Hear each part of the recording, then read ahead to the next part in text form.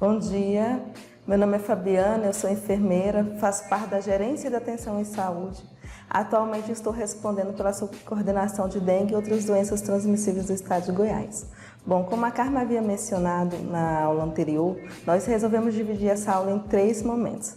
Este é o momento que nós vamos fazer o estudo de caso. A partir de agora, vamos dar início à assistência de enfermagem. Por quê? Nós, enfermeiros, temos um papel importantíssimo no atendimento do paciente com dengue. Porque é nós que classificamos, priorizamos e orientamos esse paciente no primeiro momento. Essa primeira foto eu quis demonstrar a chegada do usuário à unidade de saúde. Neste momento, ele precisa passar pela classificação de risco, foi o que eu mencionei. É nessa classificação que nós vamos priorizar, que vamos separar o paciente de acordo com seu grau de gravidade. Nessa segunda foto, o paciente ele já foi avaliado pela equipe de enfermagem, já passou pelo atendimento médico e já está sendo medicado como deve ser. Bom, esse é o fluxograma, o qual foi disponibilizado pelo Ministério da Saúde. Neste fluxograma, os pacientes foram divididos em 4 grupos prioritários. O grupo A, que é a cor azul, grupo B, o verde, grupo C, o amarelo e grupo D, o vermelho. Lembrando que pacientes do grupo A e do grupo B eles têm que ser conduzidos na unidade de atenção primária. Bom, como eu tinha mencionado, o paciente do grupo A, ele precisa ser conduzido na unidade de atenção primária. E o que eu vou fazer quando o paciente adentrar a unidade? Primeiro, solicitar o hemograma, que é a critério médico. O médico não é obrigado a solicitar nesse primeiro momento. Prescrever paracetamol ou dipirona, porque o paciente está sentindo febre, está sentindo dor, então ele tem que prescrever uma medicação. E orientar repouso e hidratação oral. Lembrando que a hidratação oral ela tem que ser iniciada enquanto o paciente está aguardando atendimento médico. Enquanto ele permanecer na unidade, ele já tem que começar essa hidratação. E essa hidratação não pode ser feita de qualquer jeito, precisa se fazer uma conta. Por exemplo, nos adultos, como que eu vou fazer? Vou pegar 60 ml por quilo ao dia, ou seja, o peso do paciente ele é muito importante.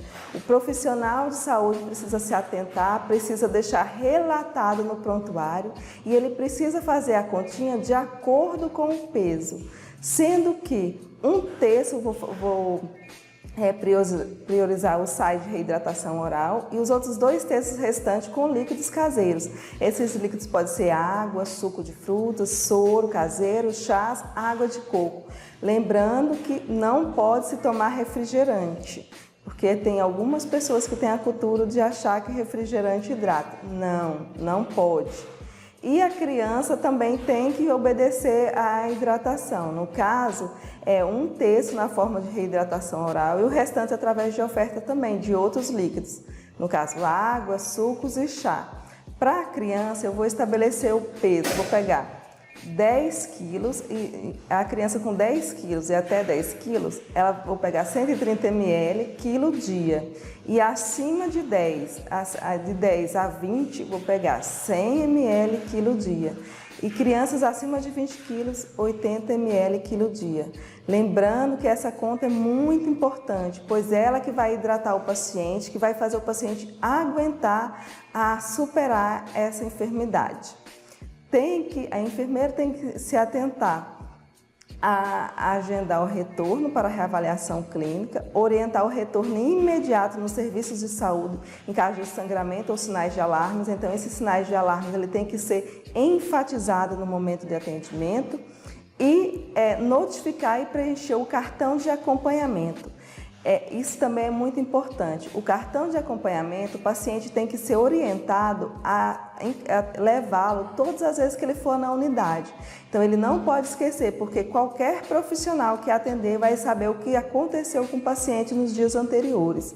E outra coisa, orientar sobre a eliminação dos criadouros de Aedes.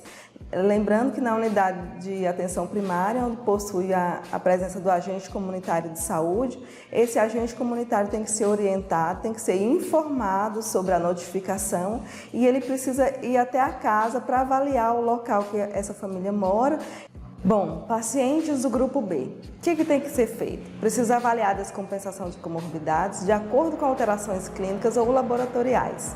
Solicitar obrigatoriamente o hemograma para avaliar a hemoconcentração. Prescrever a hidratação oral conforme o grupo A e manter o paciente em observação até os resultados de exame. Lembrando que o período máximo para sair esse hemograma é até 4 horas. E nessas 4 horas o paciente precisa ser hidratado, começar a hidratação. Então nós, enfermeiros, podemos prescrever essa hidratação oral. Enquanto ele aguarda o paciente, enquanto ele aguarda o hemograma e enquanto ele aguarda o atendimento médico, ele precisa ser hidratado. E internar sem surgimentos de sinais de alarmes. Bom, paciente com hematócrito normal, o tratamento ambulatorial com reavaliação clínica e laboratorial diária até 48 horas após a queda da febre ou imediata na presença de sinais de alarme. Prescrever hidratação oral para o domicílio conforme a orientação do grupo A e orientar sobre sinais de alarme, notificar e preencher o cartão de acompanhamento e orientar o paciente sobre a eliminação dos criadores do Aedes. Paciente com hematócrito alterado, manter o paciente em observação com hidratação oral ou parenteral com soro fisiológico, lembrando que no soro fisiológico também precisa se fazer uma conta. Os adultos são 25 ml quilo em 4 horas, criança 40 ml quilo em 4 horas. Essa reavaliação clínica do hematócrito em 4 horas precisa ser feita. E se piorar, houver uma piora clínica da hemoconcentração, tratar o paciente como do grupo C. Os pacientes do grupo C, até sair a vaga dele, ele precisa começar a hidratação. Então, essa hidratação pode ser feita na unidade de atenção primária e o paciente só pode sair da unidade depois de hidratado. Ele precisa de um leito de observação, mas ele não pode sair do jeito que ele entrou. A atenção primária ela tem que ficar ciente que ela precisa começar essa hidratação e encaminhar o paciente. Bom, os pacientes do grupo D, da mesma forma que o grupo C, a hidratação ela pode ser iniciada na unidade de atenção primária e o paciente só vai sair depois dele hidratado, porque quando ele chegar na unidade de atendimento secundário ou terciário, ele já vai estar de uma forma melhor, ele não vai agravar no trajeto. Então, fiquem atentos para essa conta, tem que haver expansão rápida, com solução salínica isotônica, igual a Carmen já tinha mencionado. Pode ser feito com soro fisiológico ou soro ring lactato. Então, a atenção primária precisa ficar atenta a essa expansão. Bom, o que eu preciso fazer? O que a enfermagem tem que fazer quando o paciente chega à unidade? Primeiro é avaliar a história clínica. Realizar exame físico e caracterizar a febre. O que seria essa caracterização da febre? É saber a duração e a intensidade dessa febre. Isso precisa ser anotado porque quando ele chegar no atendimento médico, o médico já vai ter noção do que aconteceu e pode até fazer um diagnóstico diferencial desse paciente de acordo com o que a enfermagem escrever. Pesquisar sinais de alarme ou choque. Pesquisar sangramentos de pele espontâneo ou induzido. Esse sangramento induzido, eu estou falando da prova do laço, que precisa ser feita em todos os pacientes que chegam à unidade com suspeita de dengue. A única exceção que eu não preciso fazer é se o paciente já estiver apresentando sangramento ou se ele já estiver com muitas petecas pelo corpo. Então, nesse caso, não precisa. Mas se ele não tiver com nenhuma dessas possibilidades, tem que se fazer a prova do laço. Todas as vezes que esse paciente for na unidade, tem que fazer até para a gente ter noção do que está acontecendo. Pesquisar comorbidades, situações clínicas especiais ou risco social. Lembrando que esse risco social podem ser os idosos que moram sozinhos, as pessoas que moram longe da unidade de atenção primária, das unidades de saúde, os moradores de rua, são pacientes que requerem uma atenção especial. Então, mesmo que esse paciente não apresente nenhum sinal de alarme e não tenha nenhuma comorbidade, automaticamente eu já preciso classificar como um paciente do grupo B, porque ele não tem condições de se cuidar sozinho. Bom, aferir a pressão arterial em duas posições. Essa posição pode ser sentado ou deitado e em pé. Lembre-se, tem que aferir e tem que registrar, porque nós vamos precisar dessa pressão em todos os momentos.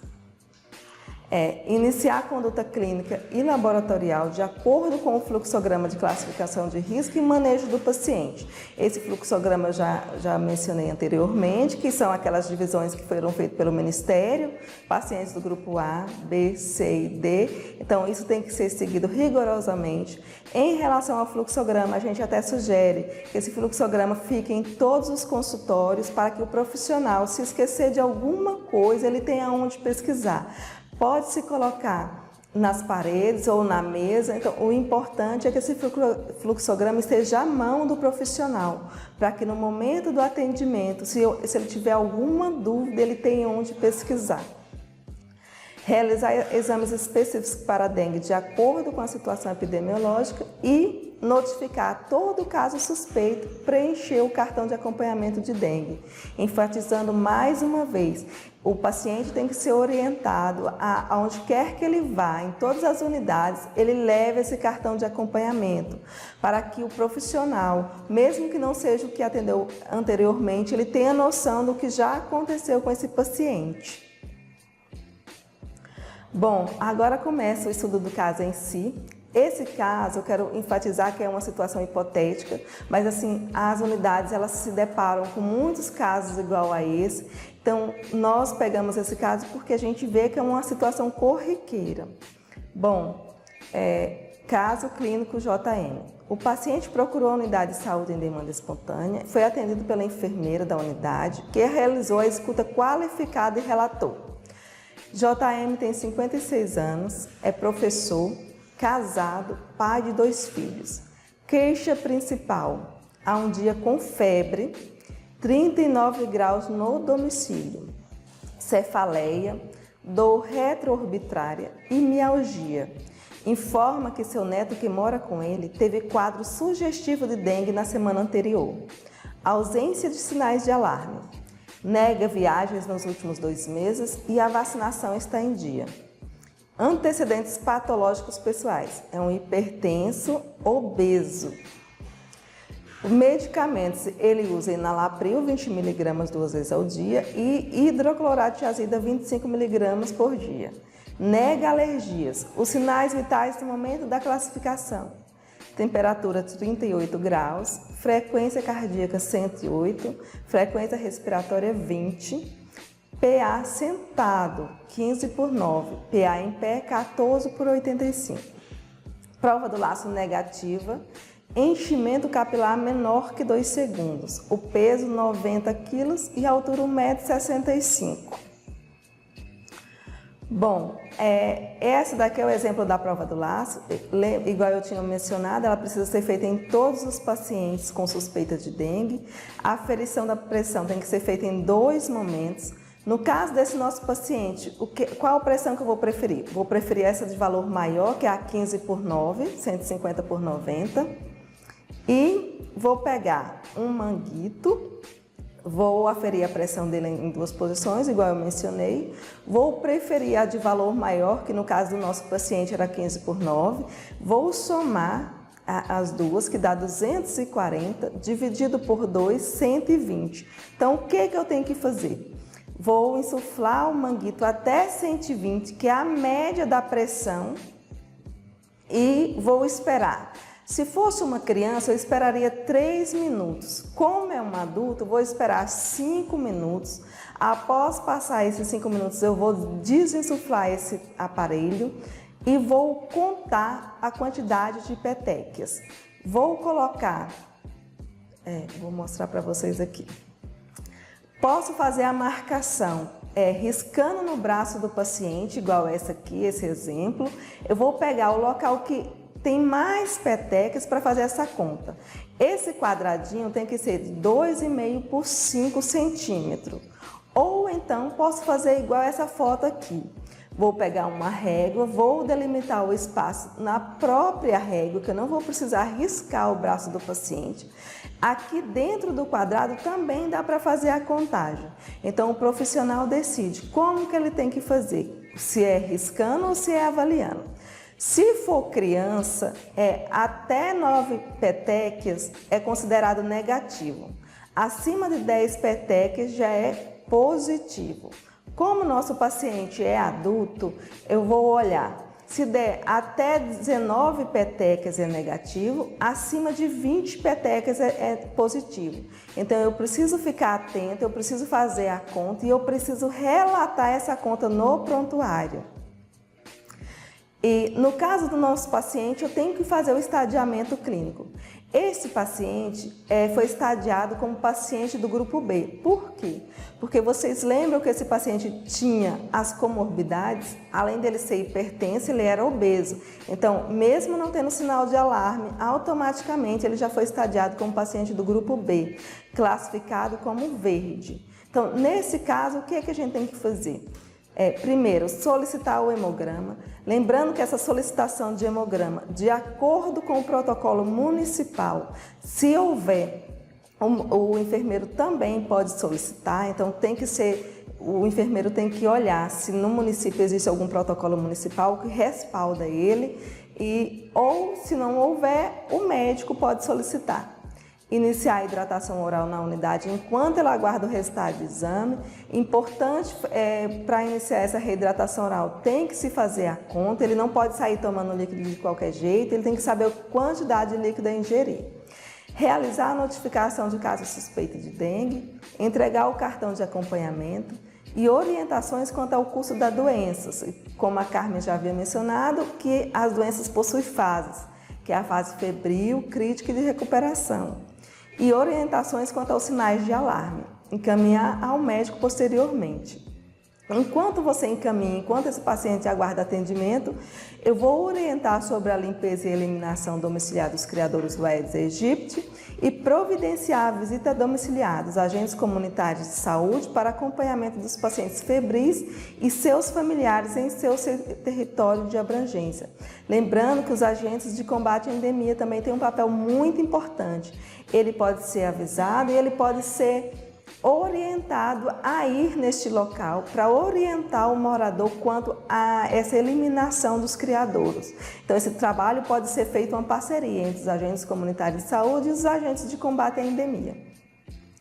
Esse é um exemplo do protocolo de enfermagem que foi disponibilizado pelo Corém. Nele também tem o que os profissionais da enfermagem têm que fazer com o paciente com suspeita de dengue. Esse protocolo ele está disponível para download, deixo o endereço em anexo, então vocês podem avaliar. Esses protocolos ele precisa ficar à mão para que o profissional tenha onde pesquisar em caso de alguma dúvida. Esse também é o manual que foi disponibilizado pelo Ministério da Saúde, é o manual de enfermagem. Ele nos orienta o que fazer, dá o passo a passo. Então, assim, também é importante, temos que ter ele à mão e tem que ser avaliado. Também deixo o endereço em anexo, esse é o link, podem baixar, está disponível para download. E esse é o cartão de acompanhamento do qual eu falei. Lembrando que o paciente ele tem que ser orientado a todas as vezes que ele for na unidade, ele sempre levar esse cartão, para que todos os profissionais tenham noção que esse paciente já está sendo tratado, para saber como que foram os últimos exames, os sinais vitais, enfim, tudo. Mesmo que o paciente não leve os exames, ele tem que levar esse cartão devidamente preenchido. Bom, a partir de agora eu vou encaminhar esse paciente para o atendimento médico, a Carmen vai dar continuidade. Então, mas de antemão eu agradeço a oportunidade, agradeço por estar aqui e nos coloco à disposição para, se vocês tiverem alguma dúvida, podem entrar em contato conosco. Obrigada.